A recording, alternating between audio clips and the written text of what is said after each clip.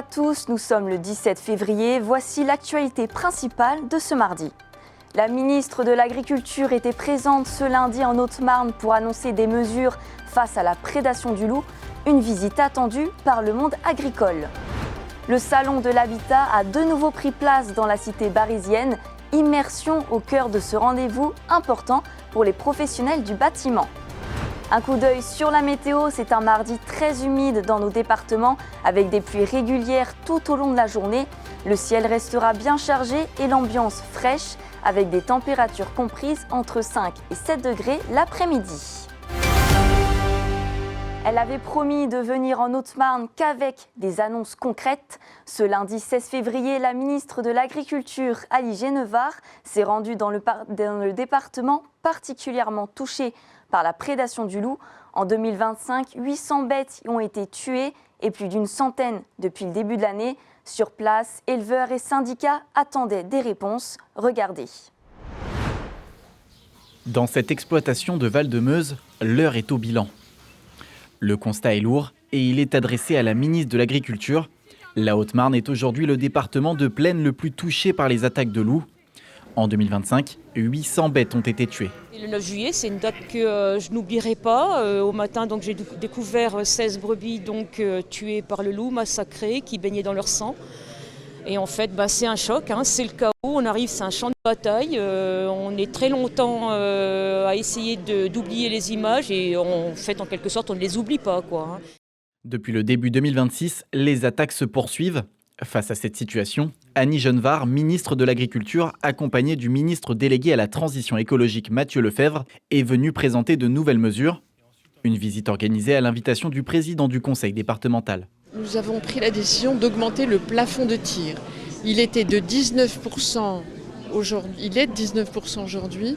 Il pourra aller jusqu'à 23%. Nous allons passer d'un régime d'autorisation à un régime de déclaration pour pouvoir opérer des tirs de défense. Nous allons faciliter le recours à des battues administratives, à l'envoi de la brigade mobile d'intervention, à l'envoi des louvetiers, et y compris sur les élevages qui aujourd'hui n'y avaient pas accès parce qu'ils n'étaient pas protégés.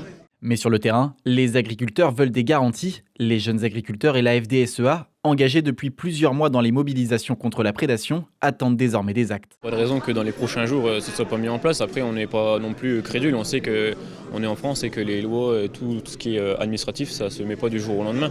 Et on est conscient qu'il y a encore un long chemin à parcourir pour répondre à l'expansion du prédateur et répondre à ce qu'on a besoin. On attendait des annonces fortes. On a eu des annonces, mais ce n'est pas à la hauteur de nos attentes. Clairement, on a quelques moyens pour pouvoir faciliter le prélèvement du loup, car de toute façon, aujourd'hui la protection, elle n'est pas efficace, elle ne sera pas efficace s'il n'y a pas de régulation. Ici, Pierre-Édouard Brutel a déjà subi 3 attaques de loups depuis janvier 2025. Alors, pour lutter, il a mis en place une clôture de protection un peu particulière. Ce modèle n'est pas homologué par le plan national pour le loup. On s'est senti écouté, on a vu une ministre qui avait compris les enjeux de notre territoire, les zones de plaine. C'est ce qu'on voulait lui expliquer, que c'est totalement différent d'autres zones. Et que du coup, autour de la problématique du loup, il y avait 2 sujets, la protection, la prédation. Que ces 2 sujets-là, il faut qu'ils s'adaptent en fait au territoire. Et je pense que c'était l'objectif, nous, ce matin, de faire comprendre à la ministre. Elle l'a, je pense, bien compris. La venue de la ministre ne fait pas l'unanimité. Sur les réseaux sociaux, l'association Les Amis de l'Observatoire du loup dénonce la volonté d'abattre toujours plus de loups et d'organiser des battues sur une espèce protégée. Et pendant que le débat se poursuit, le loup fait encore des victimes. Dans la nuit du 15 au 16 février, un éleveur au Marnais a subi une nouvelle attaque. 18 brebis ont été tuées.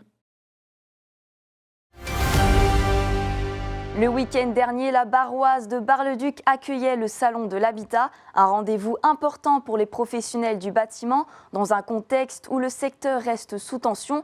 Entre prise de contact, attente des particuliers et réalité du terrain, immersion au cœur du salon avec Julien De Bruyne. À Bar-le-Duc, le logement et la rénovation étaient au cœur des discussions ce week-end. À la Barroise, le Salon de l'habitat et du développement durable a réuni professionnels du bâtiment, artisans et particuliers venus chercher conseils et solutions concrètes. Une vitrine importante pour un secteur qui reste un pilier de l'économie locale. Derrière les stands, l'enjeu est clair, créer du lien entre entreprises et porteurs de projets dans un contexte où la rénovation énergétique et l'amélioration de l'habitat restent des priorités. C'est intéressant de les aider dans la communication, à promouvoir et aussi à montrer qu'ils sont présents. C'est-à-dire que fatalement, c'est aussi les accompagner dans toutes les démarches et puis les saluer parce que c'est important qu'ils communiquent sur leur métier, qu'ils communiquent sur le fait de créer aussi des vocations parce qu'on recherche et on a besoin d'un futur. Dans le futur, c'est des jeunes à qui il va falloir qu'on apprenne notre métier. Sur le terrain, les premiers retours sont plutôt encourageants. Les allées n'ont pas désempli et les professionnels ont rapidement senti l'intérêt du public. Objectif, rencontrer de futurs clients et nouer des projets pour les mois à venir. Étonnamment, ouais, il y a du monde. Ouais, c'est même étonnant à 10h que les gens viennent et s'intéressent au photovoltaïque. Ouais, c'est quand même c'est bien. C'est un bon salon. On a déjà eu des contacts, non, ça se passe très bien. Je trouve qu'il y a déjà du monde qui est passé dans les allées. C'est bien, ça fait du bien, c'est plaisant. Sachant que la météo n'est pas forcément avec nous, donc non, ça fait du bien au moral. Mais derrière cette affluence, la réalité du secteur reste contrastée. Entre hausse des coûts, tension sur les matériaux et évolution des demandes, les professionnels doivent sans cesse s'adapter. Il est difficile aujourd'hui de travailler. Il est difficile de travailler sereinement parce que aujourd'hui, l'État a mis en place des organismes comme MaPrimeRénov' pour soutenir l'activité et surtout aider le client à isoler de mieux en mieux sa maison. L'idée, c'est de laisser de permettre aux particuliers d'habiter sa résidence sans que ça soit hors de prix, en fait. Selon la Fédération française du bâtiment, le secteur représente près de 1,3 million d'emplois en France. Un indicateur qui illustre les enjeux économiques derrière ces rencontres locales. Voici l'actualité de ce journal. Merci de l'avoir suivi. Restez avec nous, l'info continue sur PTV. Pour plus de reportages, rendez-vous sur notre site internet et notre application mobile. Dans un instant, retrouvez les portraits des candidats aux élections municipales avec 5 minutes pour convaincre. Mais avant, tout de suite la météo.